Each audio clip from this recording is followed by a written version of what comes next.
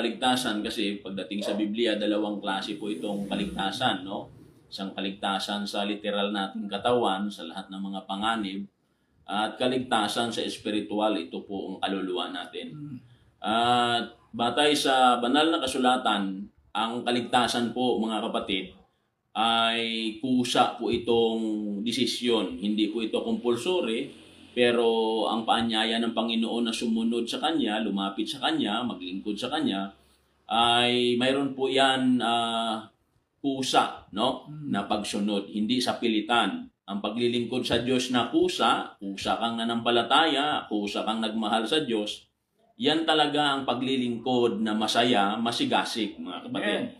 Kaya sabi niya doon sa Lucas sa 9:23, Brother Aljon, hanggang 26, nag-aanyaya po ang ating Panginoong Jesucristo na pag sumunod po tayo sa Kanya, ito po ang Kanyang paanyaya. Sabi po rito, at sinabi niya sa lahat, kung ang sino mang tao ay ibig sumunod sa akin, ay tumanggi sa kanyang sarili at pasanin sa araw-araw ang kanyang krus at sumunod sa akin. Yes, amen. Sapagkat ang sino mang mag-ibig iligtas ang kanyang buhay, ay mawawalan nito.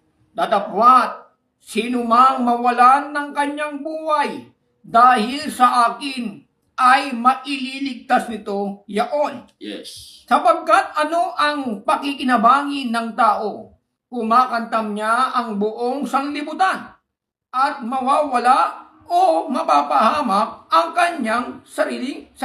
Yes. Sapagkat ang sino mang magmakahiya sa akin at sa aking mga salita ay ikakahiya siya ng ama ng anak ng tao pagparito niya na nasa kanyang sariling kaluwalhatian at sa kaluwalhatian ng Ama at ng mga banal na anghel. Yes, amen, no? So, ang kaligtasan, mga kapatid, kapag ang tao ay magdesisyon na sumunod sa Panginoon, una, wala po yan bayad, no? Ang pagtanggap natin sa Kanya ay mayroon po siyang hinihingi na pasanin ang ating cross at sumunod sa Kanya. Ibig sabihin, anuman ang ating makakasagupa na sa panahon na tayo po ay magdesisyon na maglingkod sa Kanya, ay kailangan handa tayo dyan, mga kapatid. Bakit?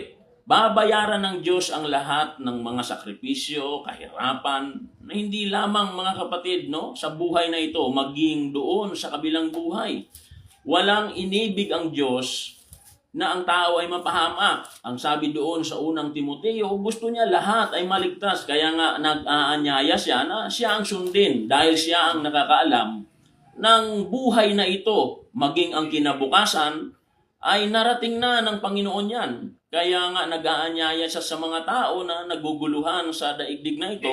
Una mong problema, una bibigatan, mga kapatid, at hindi alam ang gagawin, ay ito ang ibig niya na iligtas tayo dyan. Sa unang Timoteo 2:4, Na siyang may ibig na ang lahat ng mga tao'y mga ligtas at mga kaalam ng katotohanan. yes, amen, no? Kasi mga kapatid, ang pagtawag ng Panginoon, una, pagdating mo sa church na sumampalataya ka, nag-decide ka na magpabautismo, tuturuan ka ng pastor, tuturuan ka ng banal na kasulatan kung ano ang iyong gagawin dito, no? At pagkatapos niyan, kapag nagpatuloy ka, ay hindi lang basta membro ka ng iglesia.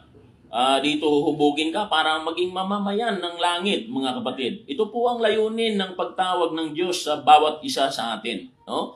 Kaya kami po ay sa abot ng aming makakaya, ay ginagampanan namin itong diwa ng pangangaral, sapagkat kung walang pangangaral ay walang maligtas. Kaya nga sabi ni Pablo doon sa Roma sa 1:15, patuloy natin ang basa, ay nasa balikat niya, Brother Aljon. Sige. Kaya nga, sa ganang akin, ay handa akong ipangaral din ang ebanghelyo Yes, amen. sa inyong nasa Roma. Sapagkat hindi ko ikinahihiya ang ebanghelyo. Kita nyo, hindi po pwedeng ikahiya itong ebanghelyo na tinanggap natin sa Diyos. Sige. Sapagkat siyang kapangyarihan ng Diyos. Amen. Sa ikaliligtas ng bawat sumasampalataya, unay sa Hudyo at gayon din sa Griego.